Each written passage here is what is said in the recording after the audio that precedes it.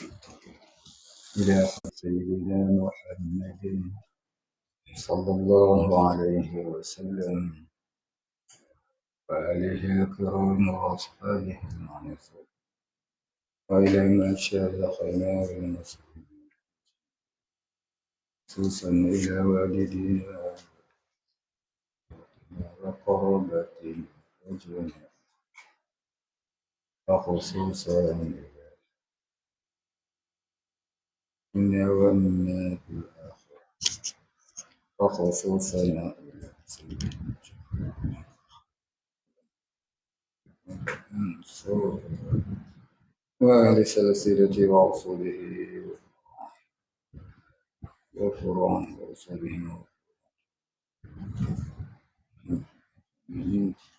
شيء لله الفاتحة. أعوذ بالله من الشيطان الرجيم. بسم الله الرحمن الرحيم. الحمد لله رب العالمين الرحمن الرحيم مالك يوم الدين إياك نعبد وإياك نستعين اهدنا الصراط المستقيم صراط الذين أنعمت عليهم غير المغضوب عليهم ولا الضالين. الحمد لله رب العالمين والصلاة والسلام على أشرف الأنبياء والمرسلين وعلى آله وصحبه أجمعين. رب اشرح لي صدري ويسر لي أمري واحلل عقدة من لساني يفقهوا قولي.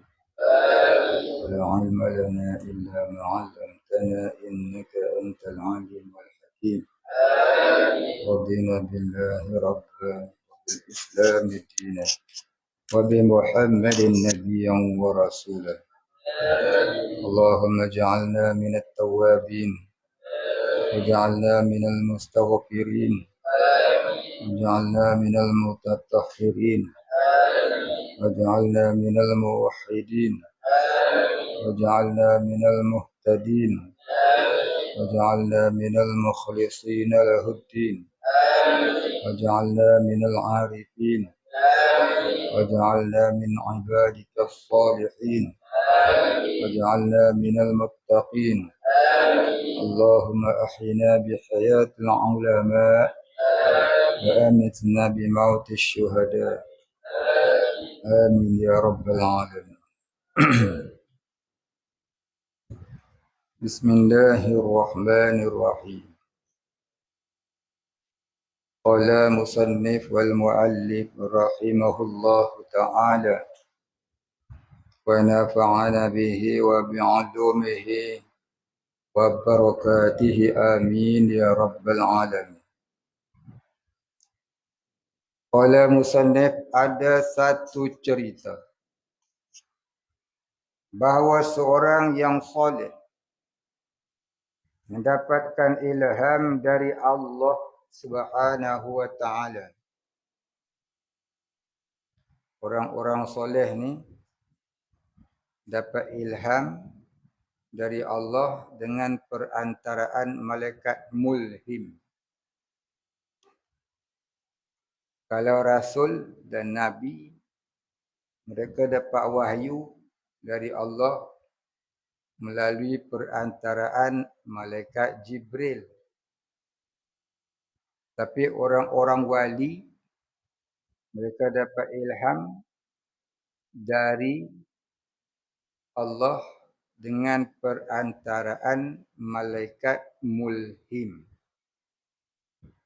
Tapi wali-wali, bukan kuali-kuali macam kita ni, tak ada. Macam kita ni idea sajalah, hakikatnya dari Allah jugalah. Tapi bukanlah ilham. Ilham mulhim.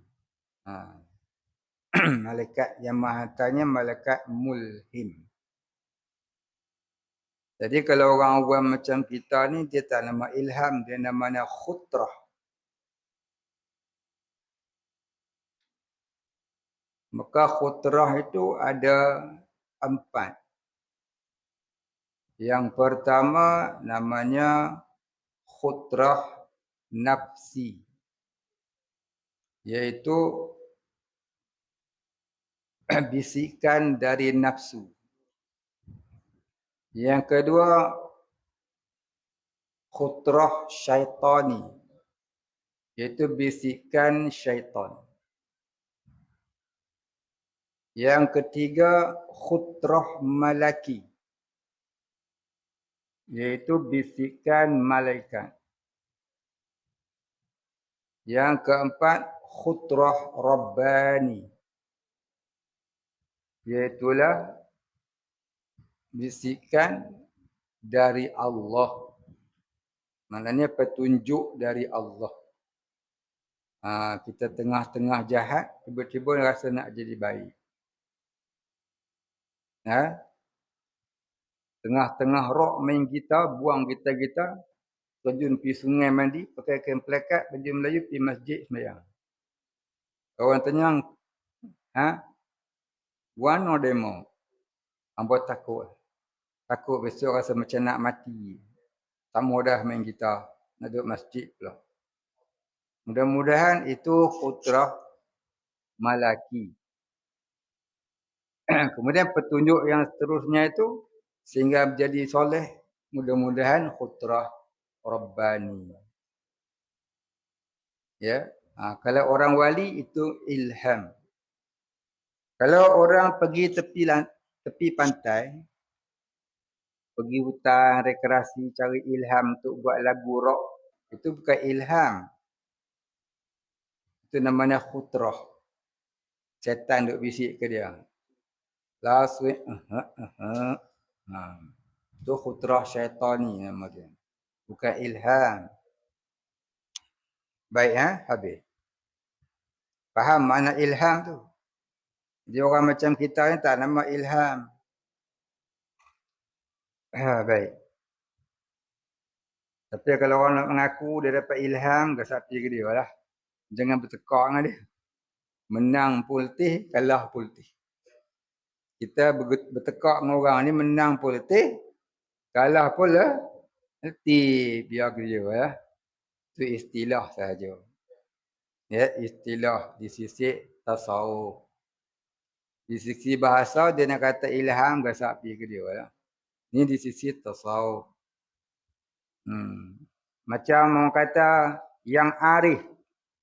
Yang arif di sisi bahasa orang panggil tu Tuan Hakim. Yang rambut putih. Sekejap dia rambut putih. Dia turun meja dia, hitam balik rambut.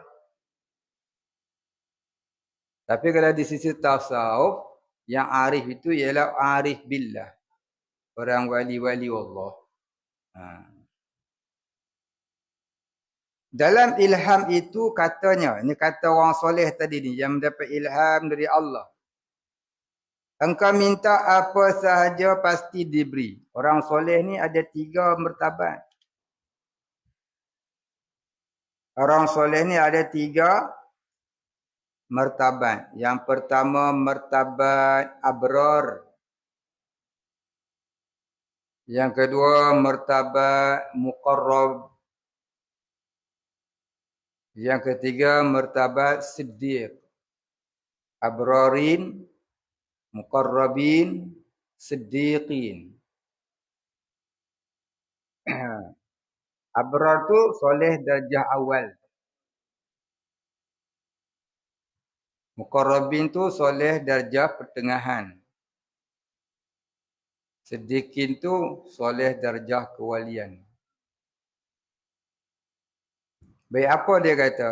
Engkau minta apa sahaja pasti dia beri. Cubalah minta apa yang kau kehendaki.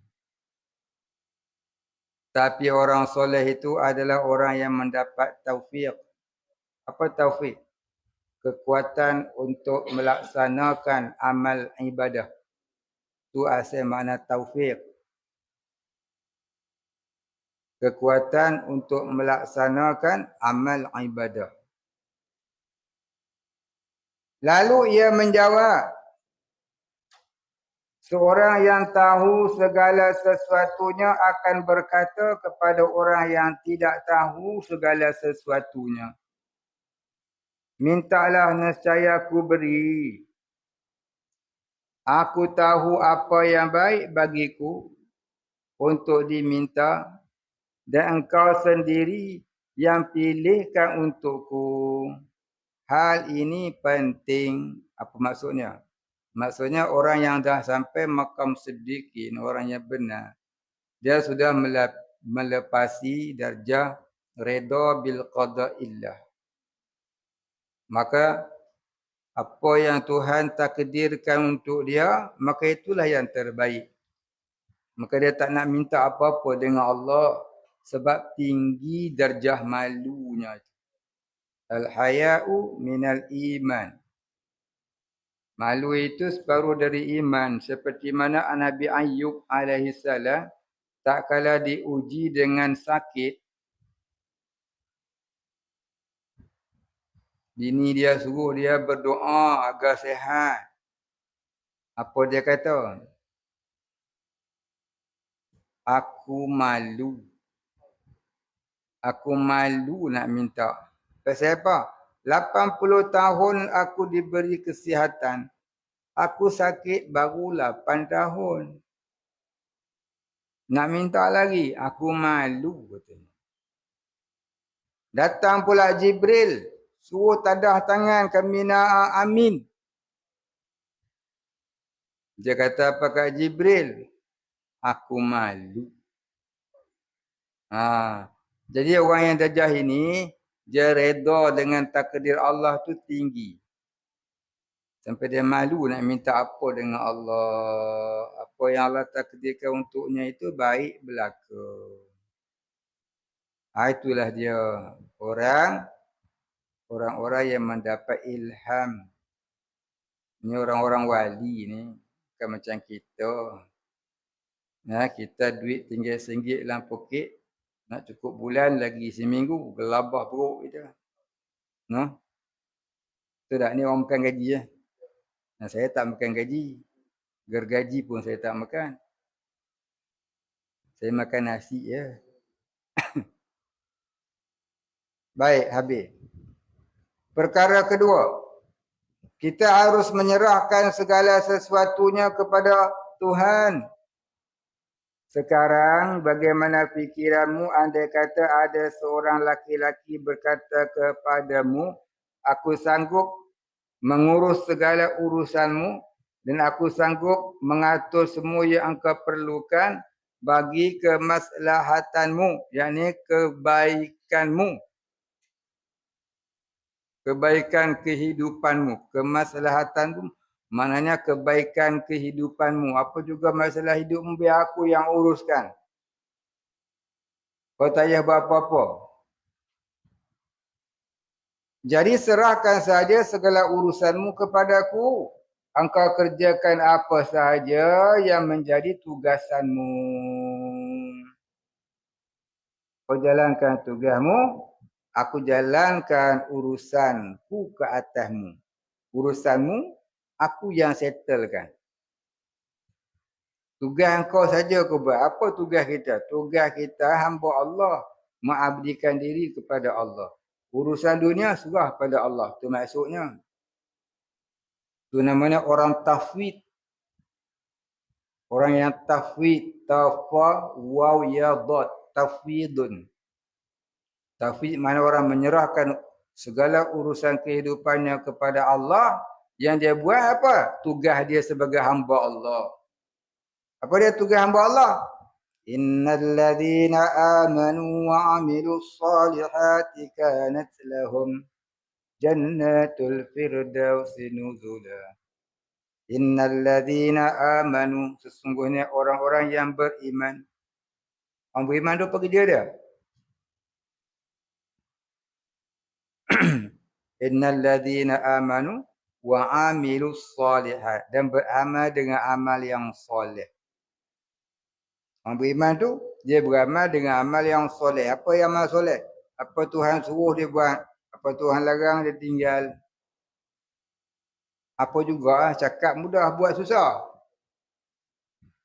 Cakap mudah. Apa Tuhan suruh buat, apa Tuhan larang tinggal. Selalu ingat kepada Allah ya. Cakap mudahnya. Buat ya. Boleh?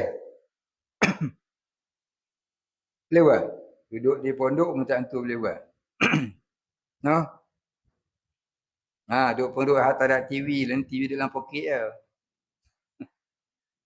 Dulu ya duduk pondok tak ada TV. Sekarang ada handphone. Kan? Itu susah. Nak beramal ni susah. Baik. Sambung tadi apa kata dia.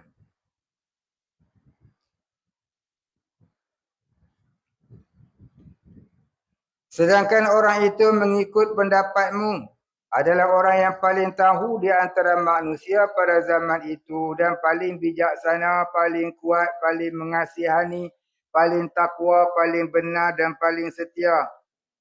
Tentu sahaja engkau akan mengambil peluang itu dalam hati berkata, Alhamdulillah, ada orang yang menjamin dan menanggung segala urusanku. Maksudnya apa dia? Allah tu kan zat yang maha yang menjadikan kita dan mentakdirkan kita dan yang mengatur segala kehidupan kita, yang menggerakkan kita.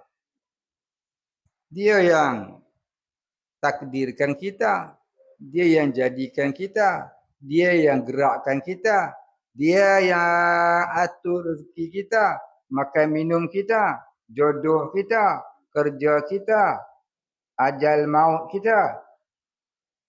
Dia semua. Ibarat dia macam kita ni anak patung sahaja. Ya, yang dijaga oleh pemain dia. Habis tu yang kita nak memandai pada dia buat apa? Oh ni tak best lah. Apa? Di masjid mana best? Di pasar malam lagi best. Pakai kopiah mana best? Nampak macam orang tua. Jadi tu semua nama apa? Nama apa? Kita tak sedar kita tu dimiliki oleh Allah. Kita tak sedar kita tu diatur oleh Allah. Kita tak sedar kita tu dijadikan oleh Allah. Kita tak sedar urusan hidup kita Allah yang menguruskan. Baik. Dan tentu engkau menganggapnya satu nikmat yang paling besar kalau kita sedar. Tapi kita tak sedar. Kita rasa kita lebih besar pada Allah. Kita rasa kita lebih pandai pada Allah. Allah suruh pergi solat. Allah suruh pergi meramaikan rumah Allah, menuntut ilmu. Kita rasa kita lagi pandai. Duduk rumah tengok berita jam 8 lagi bagus. Kalau tak pergi pasal malam pun, kita lebih pandai daripada Allah pula dah. Dan tentu engkau menerima kurnia itu daripadanya dan bersyukur sesuatu kepadanya. Ia memilih sesuatu yang engkau tidak tahu, sama ada ianya baik atau sebaliknya. Kerana engkau bodoh, tentu hatimu tidak kesal dan percaya bahawa dia adalah lebih tahu. Seterusnya hatimu tenteram terhadap aturannya. Kita tak tenteram ni sebab kita tidak mahu menuruti hukum hakam Allah, peraturan Allah. Betullah hidup kita tak teratur. Dan engkau yakin bahawa dia tidak akan memilihkan bagimu melainkan yang baik. Dan tidak akan memikirkan bagimu melainkan yang maslahat sahaja. Ini yang kebaikan sahaja. Kerana engkau telah menyerahkan segala sesuatu kepadanya. Dan ia pula telah menjaminnya. Macam Grab kan. Dia hantar elok duduk dalam plastik. Koyak pun plastik. Dia jaga. Jadi dia wakilkan, ya, kita wakilkan barang kita kepada dia, kenapa kita nak menyebut-nyebut ajar dia, tak payah. Nanti sampai. Itulah umpama dia orang yang menyerahkan dirinya kepada Allah. Maksud kata Imam Ghazali ni. Maksud kata Imam Ghazali. Ini orang yang dah sampai kepada Allah, begitu rasa dia. Orang dah sampai kepada Allah, begitulah rasanya hatinya. Ya, aku dah serahkan urusanku kepada Allah. Kenapa aku nak mengajar dia lagi? Kenapa aku nak memandai-mandai lebih pada dia lagi? Macam kita tak pandai nak pomen kereta. Pergi hantar kedai. Biarlah pomen tu repair. Dengan pergi ajar dia pula. Pergi ajar dia, dia marah lagi. Dia ambil kereta, dia hempuk kepala. Kereta ke mana, kita ke mana. Baik, habis.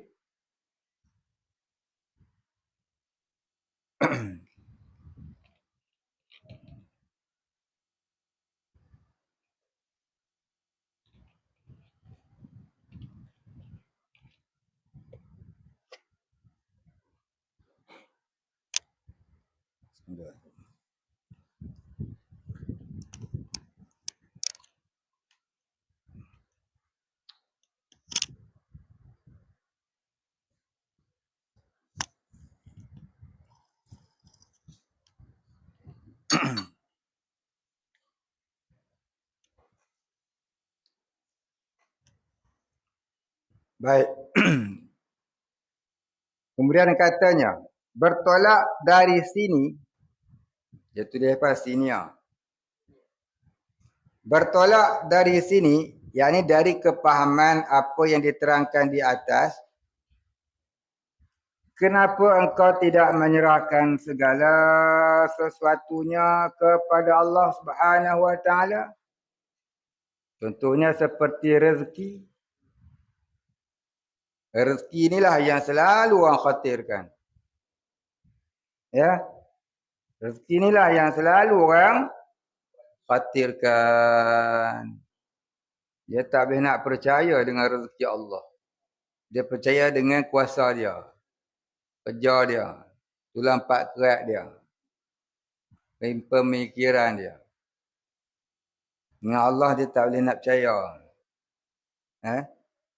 Dia tak boleh nak percaya. Intan surullah yang surkum, dia tak boleh nak percaya.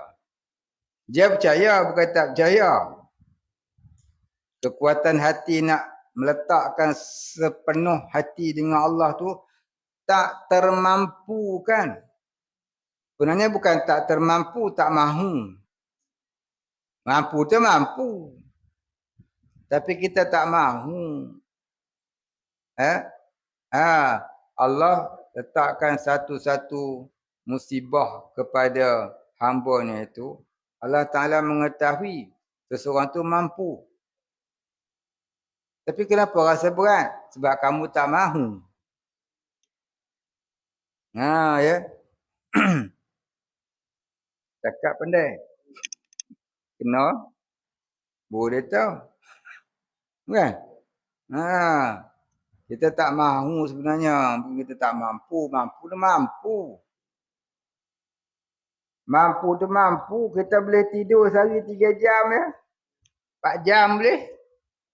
Mengaji kat sekolah lu tidur dah 8 jam. 8 jam tidur, 8 jam kerja, 8 jam rehat tu.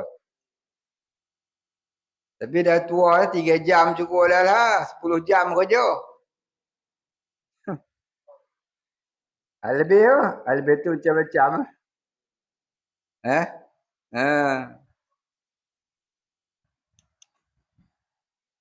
Mana yang kata tak mampu lah.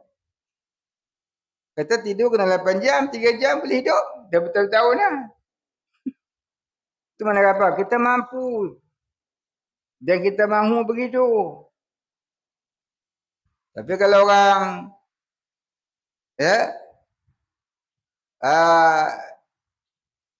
Yang mahu tidur 8 jam, 10 jam jadi. Itulah kalau kita nak faham kita dengan Allah ni, kita nak yakin dengan Allah Ta'ala, nak serah pada Allah, sebenarnya kita mampu.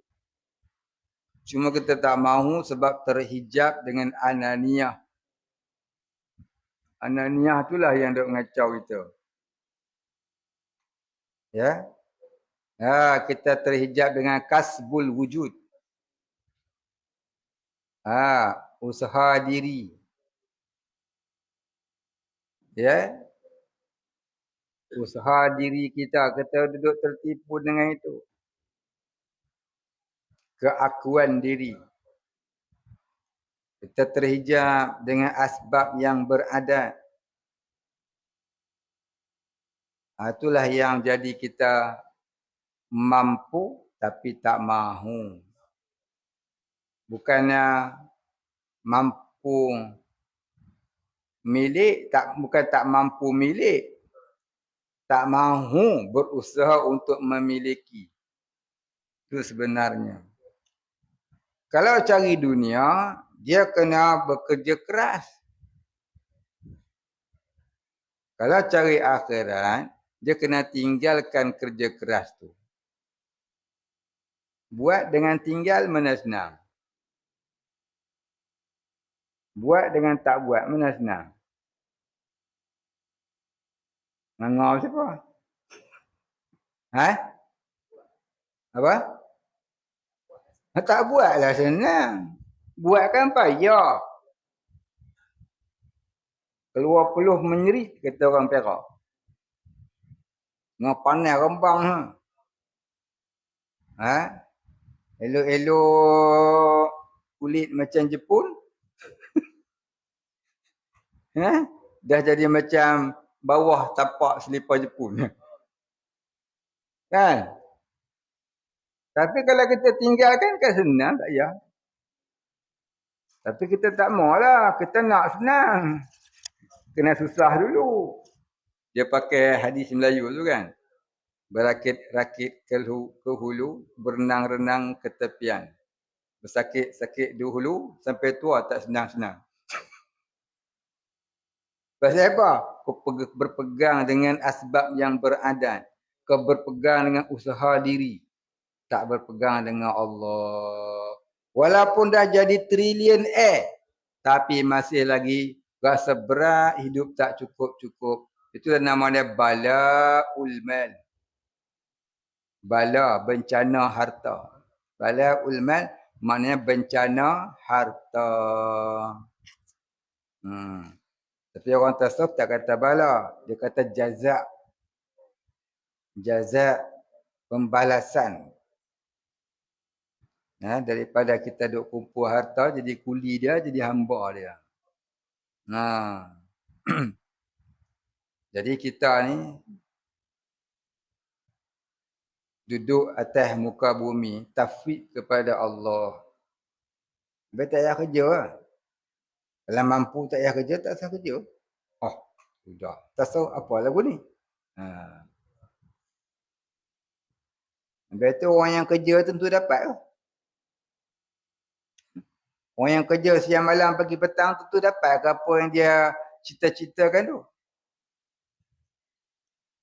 Ada seorang menteri kat Malaysia dulu. Lama dah. Pagi petang siang malam buat kerja.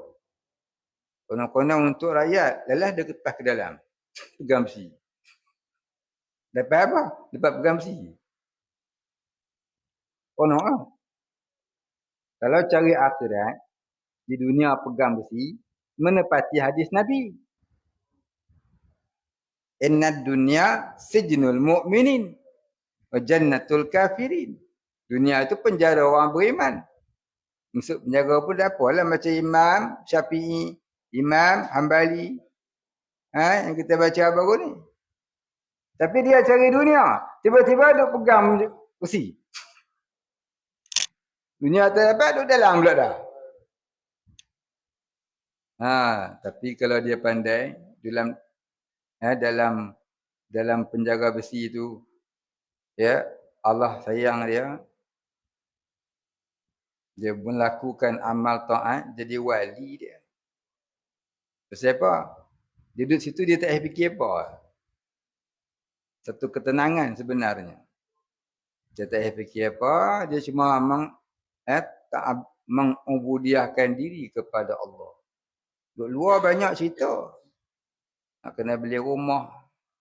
Cari duit mana nak bayar rumah. Nak kena bayar bulan rumah. Cari duit mana nak bayar bulan. Nak kena beli kereta. Cari duit mana nak bayar down payment. Nak bayar installment.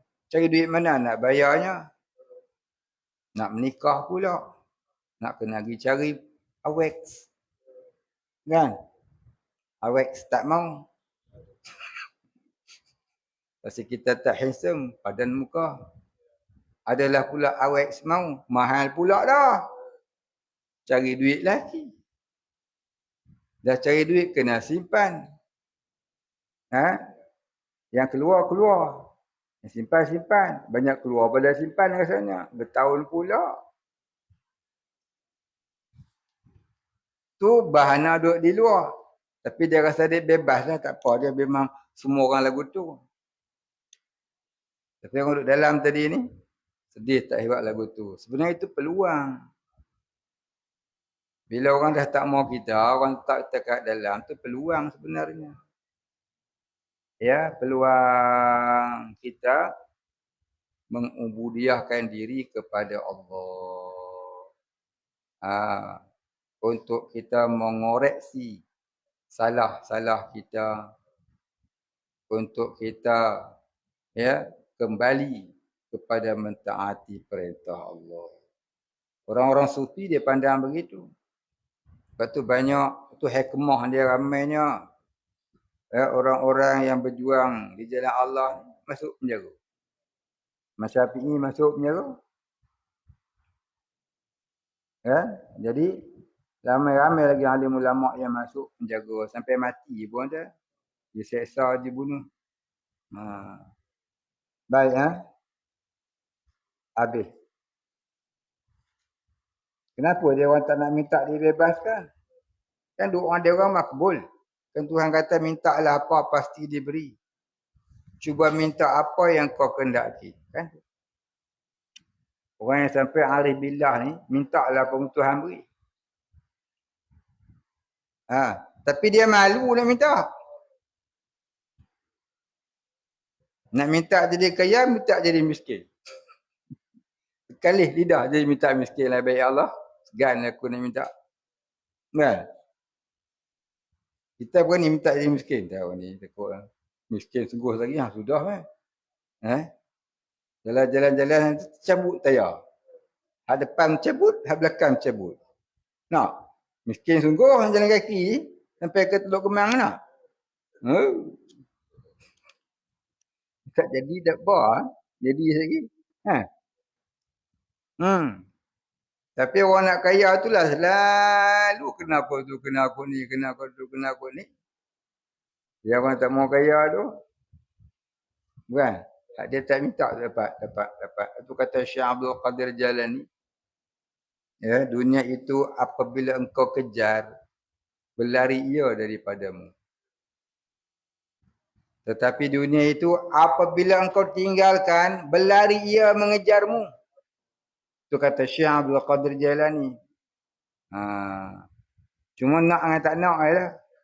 Kena ambil, tak mau sudah. Tapi orang sufi kebanyakan tak nak. Pasal apa? Pasal seorang zuhud, seorang soleh yang kaya masuk syurga 500 tahun lebih lambat dari seorang soleh yang papa, yang miskin, yang fakir. 500 tahun. Bukannya sekejap. Kita hidup di dunia apa 50 tahun macam-macam pancaroba dah jumpa kan. Baru 50 tahun. 500 tahun. Menunggu 500 tahun pun masuk syurga lambatnya. Meniti titian sirat itu ada yang sampai 15,000 tahun pun sampai. meniti-titian sirat saja. Ada yang sampai 15,000 tahun baru sampai. Jalan. 15,000 tahun akhirat tu. Ke 15,000 tahun dunia. Yaumin kana miqdaruhu alfasanatin mimma ta'uddun. Sehari di akhirat terasa seolah-olah 1,000 tahun dunia. Oi, berat ni kita nak. Dah amal tak ada. Dosa hari-hari. Bukan? Dosa hari-hari tak apa? Hari-hari dosa kita. Mayang tak khusyuk dah berdosa. Lain duk kira. Ya? Yang lain tak sudut kira. Mayang tak khusyuk tu pun dah tak tertanggung lagi dah. Melainkan rahmat Allah. Ya? Melainkan rahmat Allah. Kata dia rahmat Allah. Kita yang tak ada apa nak bawa untuk masuk dalam syurga Allah. Tak ada apa. Orang dulu beramal ibadat sampai tak tidur malam. Tu kata dia mampu dan mahu. Kita ni mampu tapi tak mahu. Kita jangan kata tak tidur malam. Siang pun tidur. Malam lagi lah. Betul tak? Tengah bawa motor boleh tidur. Pernah tak? Tak pernah? Oh hebat Ustaz Wan. Tak pernah dia. Saya pernah. Saya pakai motor buah pokok, saya tidur atas pokok. Baik. Baik, habis.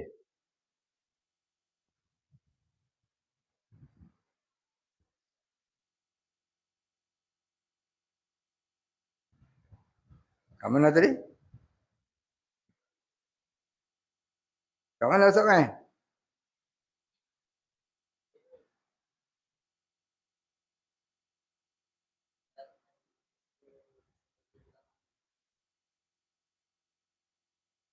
Apa?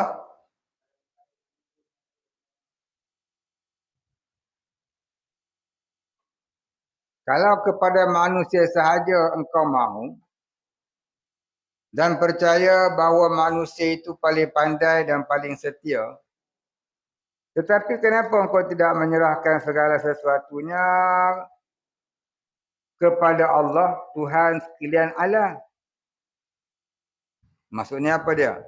Kalau kau jumpa satu orang manusia tu paling pandai, paling setia, ya,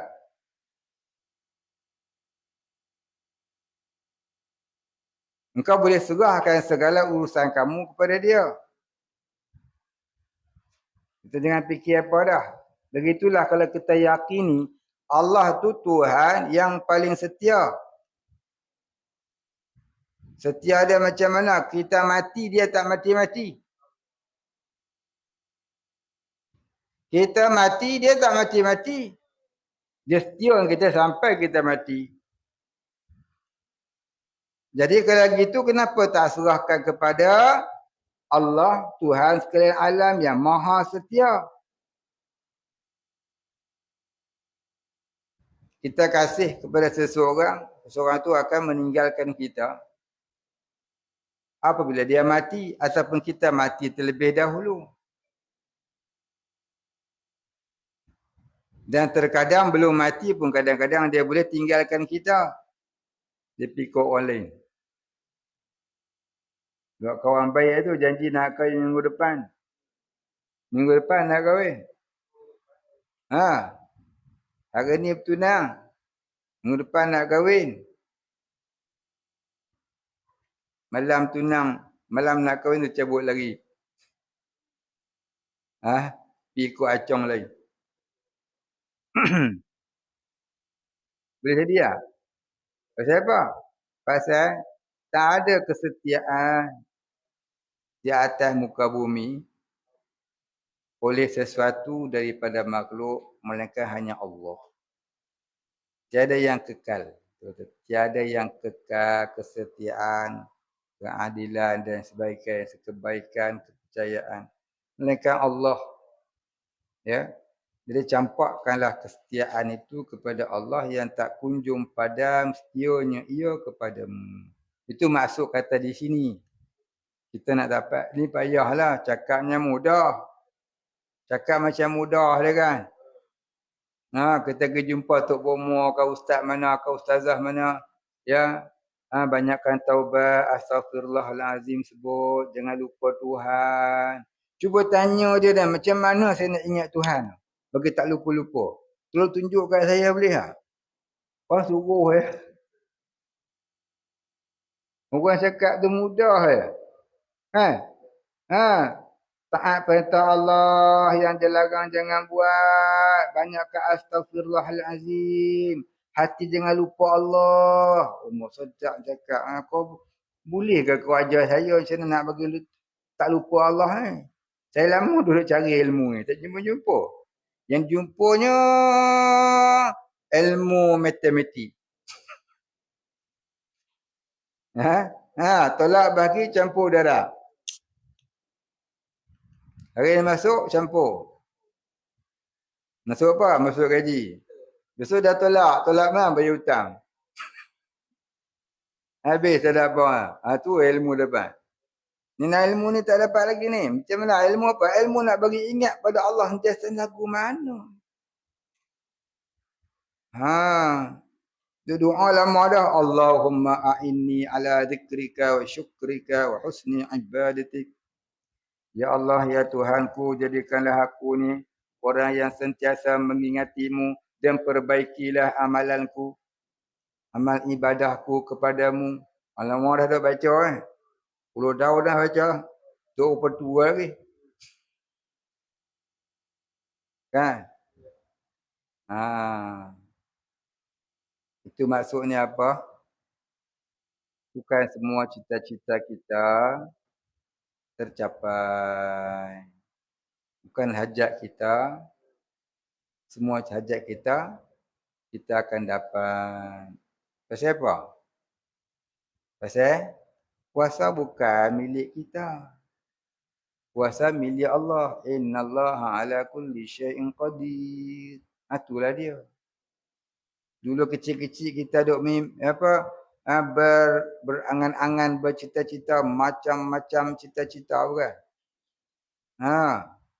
Sawan dulu cita-cita nak jadi menteri. Tapi tak jadi juga. Jadi Perdana Menteri sekarang ni kan. PM tepi. Betul?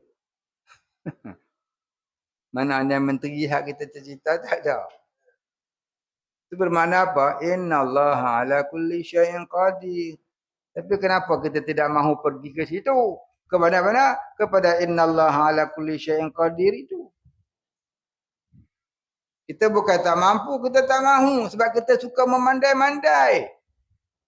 Pandai tak apa, memandai-mandai ni. Kita suka memandai-mandai, cuba nak uruskan hidup sendiri konon. Sedangkan kita pernah baca Quran banyak kali. Apa dia? Wallahu khalaqakum wa ma ta'malun. Mana pergi semua itu yang kita duk baca? Baca Quran menangis-nangis tapi tak ada apa pun. Menangis dengan irama. Bukan menangis kerana arif. Bukan menangis kerana rindu. Bukan menangis kerana takut. Takut pun jadilah. Pun tak ada. Nangis kerana terpesona dengan irama. Tapi tak apalah peringkat mula. Jangan baca pun tak mahu. Lagi teruk. Peringkat mula sebab itulah ulama tasawuf seperti Syekh Jalaluddin Rumi. Dia cipta alat muzik. Buat qasidah. Biar orang melagu-lagukan lagu-lagu Islam, lagu-lagu cinta Nabi, cinta Allah. Agar timbul rasa keinsafan dari irama-irama itu. Peringkat mula tak apalah. Berjanji dan sebagainya tu peringkat mula. Nyanyilah lagu. Ma fi qalbi ghairullah. Tak ada dalam hati aku melainkan Allah. Padahal dalam hati tu Tom Yam pun ada. Allah tak ada juga. Tak apalah. Peringkat mula daripada hadut nyanyi Hindustan kush kotahe kau. Kush kotak kau ke apa nama? Baiklah aku nyanyi lagu tu. Ma fi qalbi ghairullah tu. Walaupun tak masuk ke hati, mudah-mudahan satu hari dia masuk. Barang siapa cintakan suatu, perbanyaklah. Nescaya banyaklah lidahnya menyebut akan dia. Barang siapa cintakan suatu, nescaya banyaklah lidahnya itu menyebut akan dia. Uzkurullaha katsiran la'allakum tuflihun. Sebutlah Allah Ta'ala banyak-banyak, nescaya engkau akan mendapat kejayaan. Hari tak berjaya lagi, sebut banyak-banyak. Hanya duduk qasidah dundam, pom macam ingat kan. Tak apa, bacalah. Mudah-mudahan satu masa terketuk hati yang degil tu. Macam air hujan lah. Air hujan menitis di atas batu. Takkan batu nak pecah kan? Air itulah yang memecah merata pergi. Tapi kalau hari-hari air hujan tu menitis, lama-lama lekuk juga batu. Kalah juga dia dengan air. Bukan? Kau jangan main. Mari kepala air, batu tak batu. Pecah habis. Betul tak? Itulah ibaratnya kita.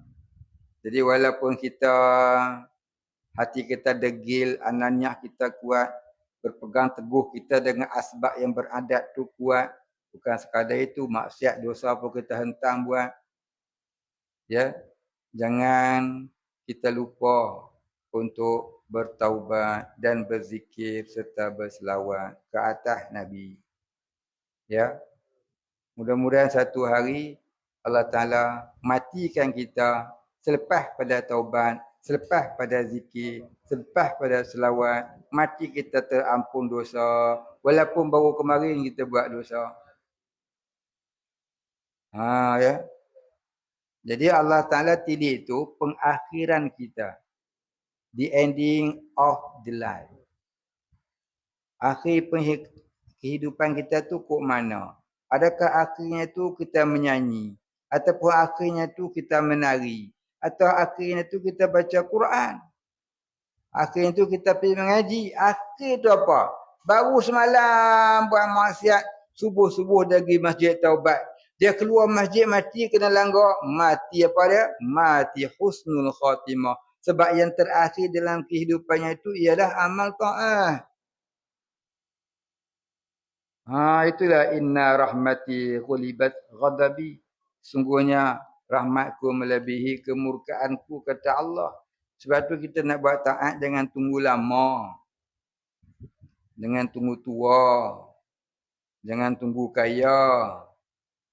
Jangan tunggu esoklah jangan. Ya, bila kita rasa takut dosa, takut mati sebab dosa banyak, itulah taubat. Mana tu lepas taubat mati, matinya husnul khatimah, mati yang baik. Baik. Baik, kita sambung tadi.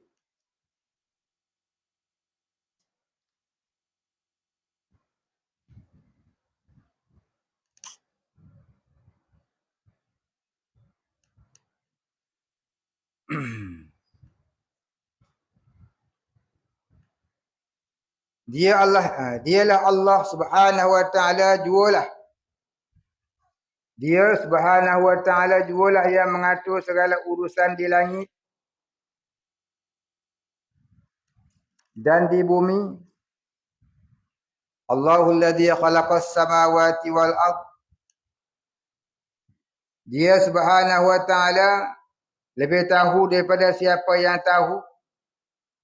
Dan dia lebih berkuasa daripada siapa sahaja yang kuasa. Dan dia lebih kasih dari siapa sahaja yang mengasihani. Dan dia lebih kaya dari siapa sahaja yang kaya. Oleh yang demikian, serahkanlah semua urusan kepadanya. Baik, ini perkataan macam mudah kita faham. Tapi payahnya nak dapat perkara ini kena menjalani jalan-jalan sufi. Yang tak dapat tidak memerlukan kepada guru yang boleh menyelami hati kita. Yang disebut dalam istilah tasawufnya murabbi. Kalau tak ada murabbi, mursyid sekurang-kurangnya. Lebih kurang daripada itu, lebih kurang pada mursyid. Lebih kurang pada mursyid itu guru yang abror, yang soleh. Tak ada pada itu, tak ada lah.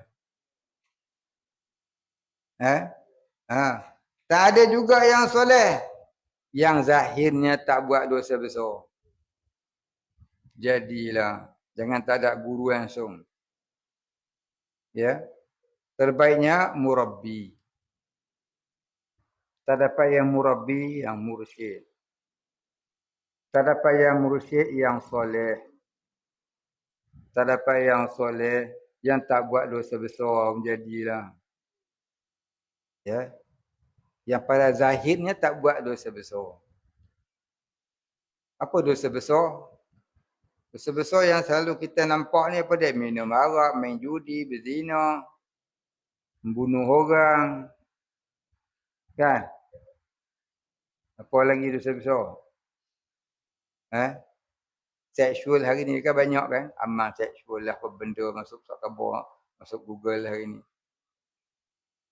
Itu dosa besar tu masih ada lagi harapan sebab dia tu tak syirik. Masalah hari ni buat dosa sampai jadi syirik. Yang kadang-kadang orang tak tahu pun kata tu syirik. Zina berdosa orang tahu. Sokong torut syirik ada orang tahu tak? Sokong torut itu syirik, tahu tak? Belambak orang tak tahu. Ni silap-silap aku ke dalam sebut ni.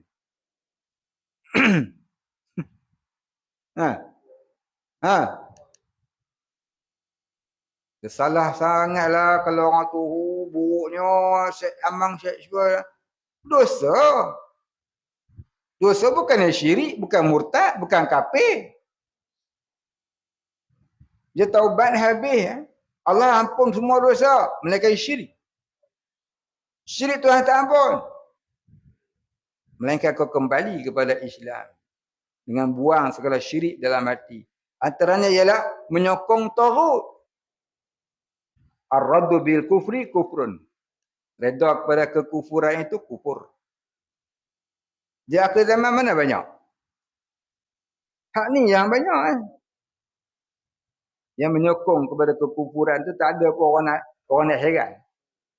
Ya, yang menghalalkan yang haram, mengharamkan yang halal, tak ada pun orang nak ambil heran. Orang nampak yang tu jugalah jijiknya. Padahal tak ada. Tak ada bukan yang syirik. Syirik tak ada. Minum arak syirik? Tak syirik. Kamu menyokong orang yang buat kilang arak, kata halal pula, yang tu syirik. Walaupun kamu tak minum arak. Menyokong kepada kekufuran itu kufur. Yang tu kenapa tak ditangkap? Yang tu banyak orang perlu faham lagu tu. Dia tak buat apa, dia cuma faham tu je. Fahaman tu saja. Fahaman tu saja. Fahaman tu lebih teruk pada tak solat. Fahaman tu lebih teruk pada makan balik bayar. Fahaman tu lebih teruk daripada berzina, berliwat. Fahaman tu lebih teruk daripada makan rasuah. Fahaman tu boleh membawa kepada syirik. Wal'iyazbillah. Tapi yang tu yang banyak. Ya. Segala fahaman-fahaman yang bukan daripada ajaran Islam. Ya, pahaman-pahaman yang bukan daripada ajaran Islam tu adalah taghut. Al-Quran kata wajtanibut taghut. Jauhilah kamu dari taghut. Siapa? Taghut ni kufur. Siapa menganut pahaman itu dia kufur. Wa'iyazubillah. Ya. Baik. Yang tu tak ada pula orang nak pergi serbu, nak pergi tangkap, kata tu salah ke sesat. Tak ada pula. Zikir kuat sikit je, sesat. Zikir kuat sikit, report polis lah, report debat agama semua ada lah. Pahaman sekularisme, pragmatisme, liberalisme, pluralisme, marxisme, komunisme, semua tu fahaman-fahaman kufur tu kenapa tak ada pula pernah kita dengar ditangkap dan diberikan pemulihan akidah? Tak ada.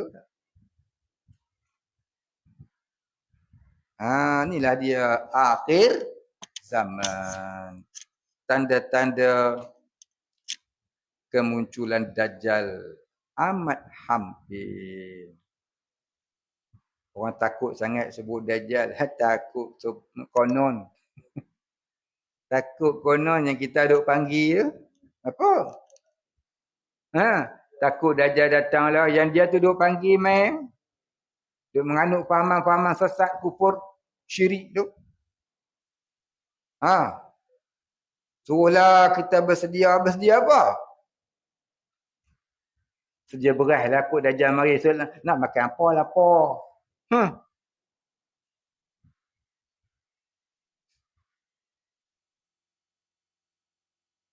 Lapar zaman tu bukan sebab tak ada beras. Lapar zaman tu bukan sebab tak ada nasi. Walaupun sungguh, memang itulah laparnya. Tapi lapar pada zaman itu, walaupun hang ada beras, ada nasi, hang tetap duduk dalam lapar kalau tak ada iman. Baca tengok. Bagaimana Imam Al-Mahdi dikepung oleh Dajjal, tak ada apa makan, mereka kenyang dengan zikrullah. Ala bi zikrillah tatmainnul qulub. Nak zikir malas. Hari tu pun nak zikir.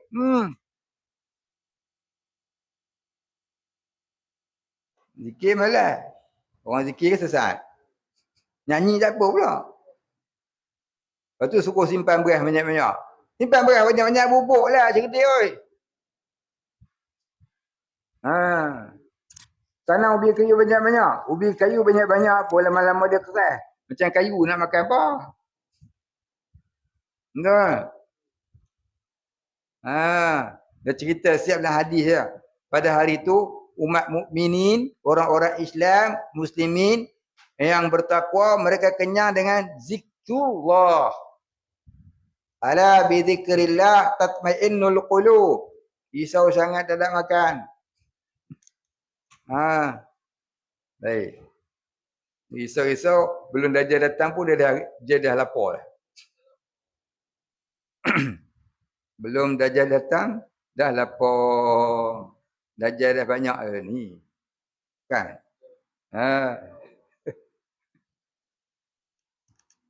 Kan kata Dajjal ni, ya ana min gharid Dajjal. Akhafu alaikum minad Dajjal. Aku lebih takut ke atasmu datang Dajjal sebelum Dajjal yang sebenar. Wa yaqulu man huwa ya Rasulullah? Qala an-nabi ulama ustu. Itulah Dajjal. Sebelum Dajjal yang sebenar. Yang sikit-sikit nak diberat-beratkan. Yang berat dipejam-pejamkan mata. Nampak? Ini dialah zaman esok ni tuan-tuan. Ya. Orang yang tidak mahu mencegah kesyirikan ni. Cuma nak sebut yang mudah-mudah yang orang tak marah ya. Zikir ini, pahalanya begini. Siapa nak masuk syurga, baca ini. Mak ingat syurga tu bapa hang punya. Mudah masuk syurga. Lepas tu orang buat maksiat, orang buat kemungkaran, kesyirikan, kemurtadan, diam. Dulu akan masjid menangis lah, mikir umat. Kita tak ada apa yang diubah pun, nangis. tipu daya. Ya, ahli ibadah lagu ni dia akhirat ditanya. Hang tahu tu kemungkaran kenapa kau tak pergi tegur, kau menangis hai? Apa? Ha? Ustaz ni pandai-pandai lah buat cerita. Ada istilah ni ah. Buka tengok dalam kitab tafsir. Ada 3 manusia yang reti agama ni. Kamil bi ghairi mukammil, mukammil bi ghairi kamil, kamil mukammil. Bukan Mustafa Kamal. Ingat kan kita dah cerita dulu kan? Hang asyik mengislahkan diri, tak nak mengislahkan masyarakat, itu kamil bi ghairi mukammil, tempatnya dalam neraka. Ada setengah tu pula kira nak bagi orang baik, kira nak pahala ya. Diri sendiri fardu ain pun tak lepas. Itu mukammil bi ghairi kamil, dalam neraka juga. Yang masuk syurga ni mana? Kamil mukammil. Dia mengislahkan dirinya dan juga orang-orang Islam yang lain, masyarakat yang lain, walaupun nyawanya jadi tebusan. Itulah dia. Baik jadi kita ni tuan-tuan, nak beramal sampai jadi macam kitab ni tulis ni, kita tak beramal dah. Tak beramal dah lagu ni ceritanya. Serah pada Allah sungguh-sungguh sebagai wakil kita. Langsung kita ni putuskan cara hidup kita. Mata-mata mencari redha Allah. Bukanlah tak boleh buat kerja, boleh. Tapi mula-mula kena tajrid anid dunia dulu. Tak terbuat dah kita, tak terbuat dah. Satu jalan lagi mati syahid lah. Dia jangan takut menegakkan kebenaran lah.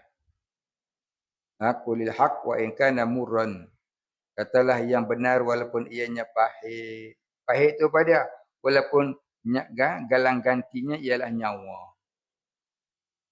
Bukan?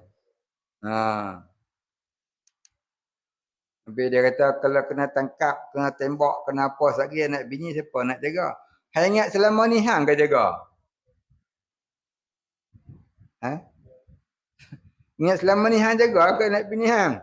Hang tu pun Allah Ta'ala jaga. Hang perasan ke tak perasan? Itulah kata. Perasantan. Perasan kata kita jaga. Siapa jaga? Allah Ta'ala sebut dalam Quran, na'nu narzuquka, kami nak bagi rezeki kepada kamu lah. Bukan hang yang bagi rezeki dekat anak bini. Yang takut sangat.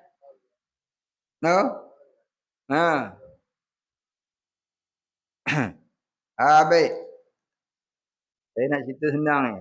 Kalau hidup tu bermaksiat pada Allah sampai nak buat benda syirik, mati lebih baik. Tapi mati tu janganlah su'ul khatimah. Carilah jalan kematian yang baik, mati syahid.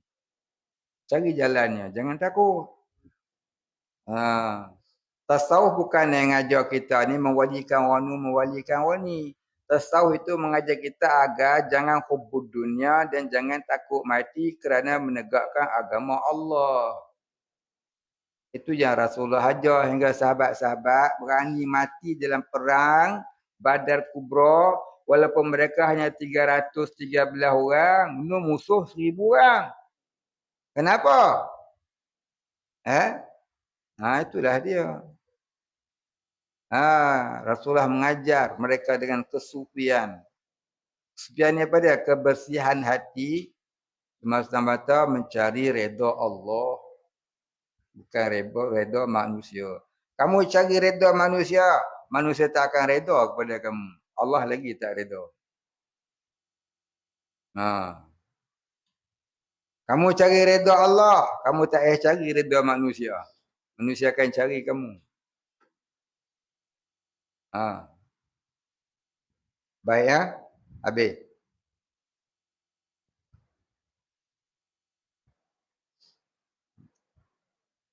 Apa? Ui, lagi. Kenapa engkau tidak menyerahkan segala sesuatu kepadanya? Itu lah. Ha? Itu Aish. Kenapa engkau tidak menyerahkan segala sesuatu kepadanya? Ini kepada Allah. Agar dia memilih bagimu dengan ilmunya yang halus dan dengan peraturannya yang baik. Memilihkan apa yang tidak sampai pengetahuanmu kepadanya dan tidak dapat dicapai dengan kepahamanmu. Tetapi setelah engkau menyerahkan segala sesuatu kepada Allah Subhanahu Wa Taala, engkau boleh mengerjakan tugasanmu sendiri yang mengenai dirimu dan akibatnya. Dan apabila Tuhan telah memilih bagimu sesuatu yang engkau belum tahu ada apa rahsianya, sebaliknya engkau redha dengan apa yang demikian dan engkau tenang dan tenteram kepadanya. Sebab itulah yang maslahat. Itu kebaikan. Di sebalik kita dibelenggu dengan sesuatu masalah dunia sebab nak mencari redha Allah, itulah namanya maslahat. Nanti kamu akan jumpa kebaikannya, iaitu tenang hatimu dengan Allah. Ya, cuba tengok nabi-nabi, berbagai-bagai kesusahan, keperitan, penghujungnya ialah apa dia? Kegembiraan, saadah. Sebenarnya nabi-nabi ni diuji dengan apa? Hatinya saadah. Kita baca sejarah nampak macam keperitan. Tapi tidak. Nabi-nabi ini, dia sudah Allah Ta'ala letakkan dalam hatinya reda bil qada illah. Dia terus jalan. Dia apa cerita yang Allah Ta'ala suruh. Dia tidak ada keluh kesah. Inna awliya Allah wala khawfun alaihim walahum yahzanun. Wali-wali Allah tu, dia tidak ada ketakutan dan tidak ada kebimbangan. Tambahlah Nabi, tambahlah Rasul. Lagilah tak ada apa. Terkadang kita membaca sejarah Nabi itu, pengarangnya terbawa-bawa. Nabi itu macam orang awam. Nabi bersedih, Nabi berduka cita. Lepas tu nak baca kitab sejarah Nabi, kena ngaji tauhid dulu. Nabi tak adalah takhaf, tahzan tu tak ada. Itu sifat kita. Ya, takut, bimbang tu sifat kita. Jangan rasa Nabi yang lagu tu juga. Nabi melalui kehidupan yang begitu, tapi hati Nabi tidak macam kita kalau melalui kehidupan begitu. Tu kena faham. Ini tauhid. Ya, sebab Nabi sudah tenggelam dalam laut nikmat ahadiyah. Dia sudah tenggelam dalam laut nikmat memandang Allah yang wajibul wujud. Mereka sudah tenggelam dalam fana diri, dalam memandang wujud Allah. Bahkan lebih pada itu. Kenapa mereka nak bimbang? Yang bimbang tu kita. Sebab itulah terpelik kot. Apa dia? Uloh lah. 100, kedua 200, cerai. Nah. Dia tunjuk sikit lah. Apa dia? Sport rim baru. Sport rim baru. Tunjuk ya. Meleleh dia. Dah. Tak mau dah. Itulah dia. Ya. Beza kita dengan Nabi. Dan ni siapa nak banding dengan dia? Baik, habis.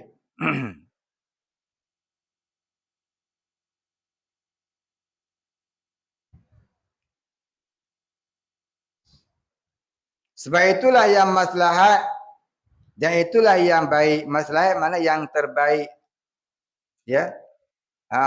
Allah berikan, Allah takdirkan sesuatu kesusahan, kepayahan, keperitan. Di sebalik itu ada kemanisan dan kejayaan, iman dan takwa.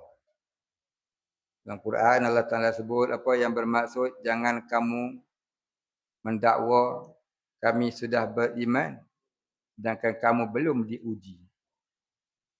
Belum menerima ujian demi ujian.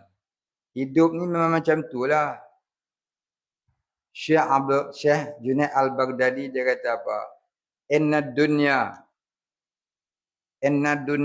hammun wa ghammun wa bala'un wa fitnatun. Sungguhnya dunia itu tempat sedih, tempat duka cita, tempat fitnah dan tempat malapetaka.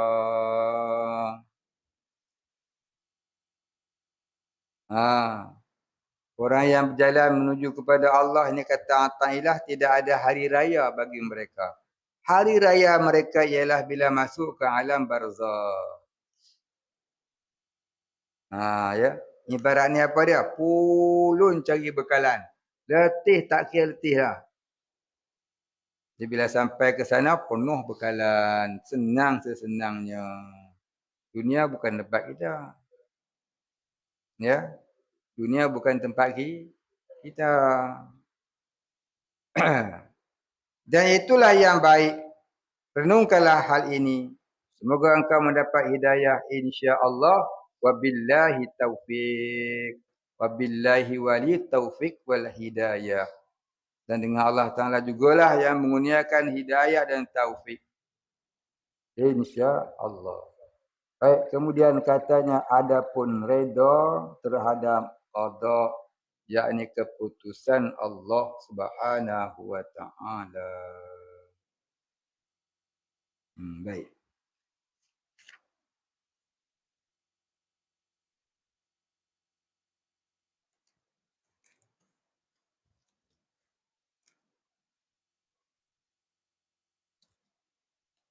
Satu soalan, satu ialah.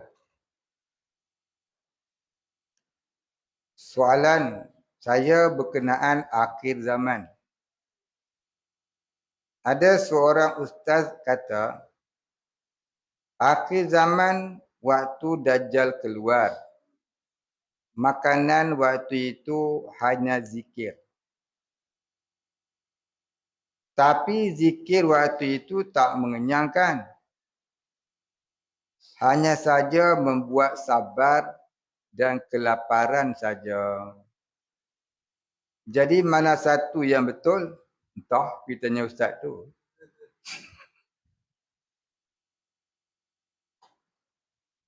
Kita tanya ustaz tu lah. Dia kata lagu tu. Lapar tu datang dari mana? Dari perut kah dari hati? Lapar tu datang dari mana? Dari perut kah dari hati?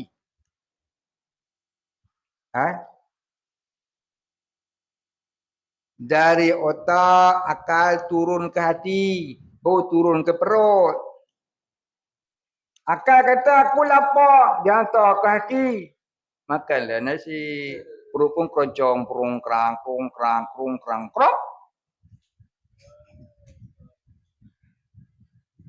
Tapi kalau sini sudah bersih, ya, sini sudah bersih, yang hantar punya bersih, perut tu kosong, diisi dengan kebersihan. Adakah kamu masih mencari dunia?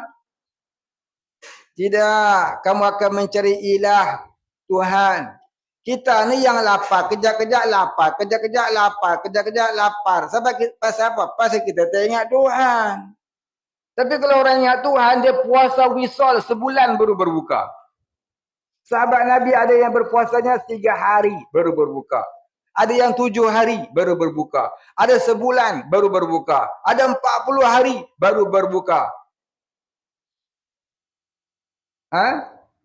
Mana? Tak lapar? Ala bizikrillah tatmainnul qulub. Kita tak duduk di situ. Sebab tu zikir saja lapar.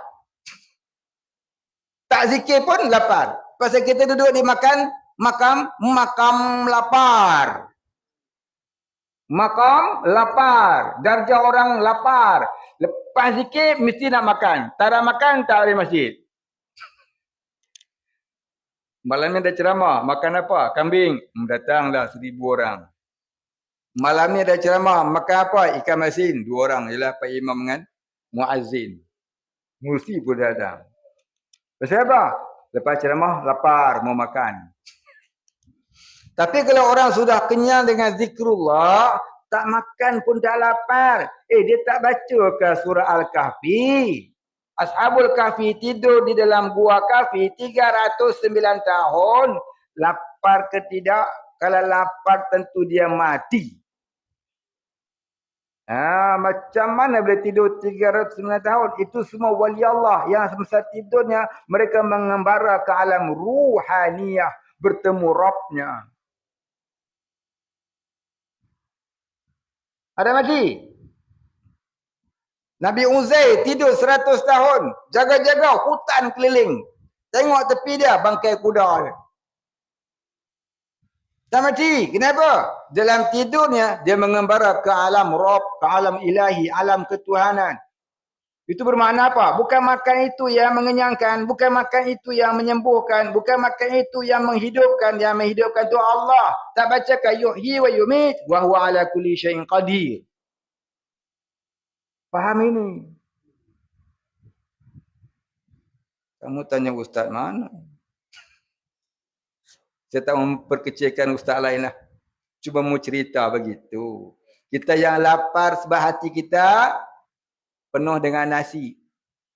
Sini nasi, hantar sini pun nasi, perut pun keroncong. Satu hari 10 kali pun tak kenyang. Makan, makan, makan. Tapi ke sini Allah, sini dihantar pun Allah, sini tidak ada apa pun tak apa. Maknanya apa? Nak makan itu bukan perut, nak makan itu sini. Dia hantar ke sini, hantar ke perut. Kalau sini sudah Allah, hantar sini pun Allah, sini sudah terlupakan masih Allah. Telah terlupakan kepada segala perkara selain Allah. Itulah orang fana fillah. Masya Allah. Boleh faham?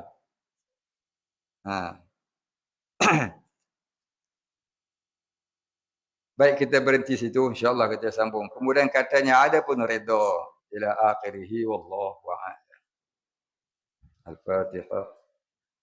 A'udzubillahi minasyaitonir rajim. Bismillahirrahmanirrahim. Alhamdulillahi rabbil alamin. Ar-Rahmanir Rahim. Maliki yaumiddin. Iyyaka na'budu wa iyyaka nasta'in. Ihdinas siratal mustaqim. صراط الذين أنعمت عليهم غير المغضوب عليهم ولا الضالين. بسم الله الرحمن الرحيم. الحمد لله رب العالمين. صلى الله على سيدنا محمد وعلى آله وصحبه أجمعين. اللهم اغفر لنا ذنوبنا ولوالدينا وارحمهم كما ربيانا صغارا. ولمشايخنا وللمسلمين أجمعين برحمتك يا أرحم الراحمين. اللهم نور قلوبنا بنور معرفتك يا فتاح يا رزاق. افتح لنا فتحا قريبا ما فتحته على أنبيائك وأوليائك وعبادك الصالحين. صلى الله على سيدنا محمد وعلى آله وصحبه أجمعين. سبحان ربك رب العزة عما يصفون. سلام على المرسلين والحمد لله رب العالمين. Orang wali Allah ini, orang sampai darjah Habibullah,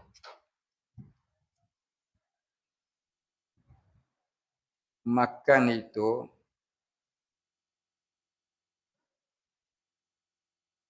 hanyalah adat kehidupan, bukan matlamat kehidupan. Tidur itu hanyalah adat kehidupan, bukan matlamat kehidupan. Maka dia makan ataupun dia tak makan, itu adat kehidupan. Macam juga solat. Solat zuhur, solat asar. Itu hanyalah gerak-gerakan yang beradat pada ibadat. Tapi hakikat ibadat ialah syuhud Allah. Walaupun tidur. Surah Ali Imran ayat 190, 191. Wallahu a'lam.